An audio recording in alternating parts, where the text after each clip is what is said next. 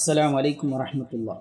குர்பானி கொடுக்கக்கூடியவருடைய கவனத்திற்கு, உங்களில் யார் குர்பானி கொடுக்கிறார்களோ அவர்கள் துல்ஹஜ்ஜனுடைய முதல் பிறையிலிருந்து குர்பானி கொடுக்கும் வரை இந்த 10 நாட்கள் தங்களுடைய முடிகளையோ தங்களுடைய நகங்களையோ வெட்ட வேண்டாம் என்பதாக பெருமானார் ரசூலுல்லாஹி ஸல்லல்லாஹு அலைஹி வஸல்லம் அவர்கள் சொல்லியிருக்கின்றார்கள். எனவே இந்த 10 தினங்கள் நாம் குர்பானி கொடுக்கும் வரை, துல்ஹஜ் முதல் பிறை பார்த்ததிலிருந்து குர்பானி கொடுக்கும் வரை நாம் நகங்களையும் முடிகளையும் களையாமல் இருப்பது சுன்னத்தாக இருக்கிறது.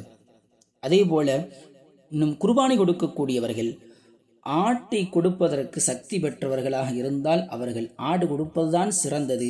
அவர்களில் கூட்டு குர்பானியில் சேர்வதென்பது அவர்களுக்கு அது உகந்ததாக, அது சிறந்ததாக அது ஆகாது.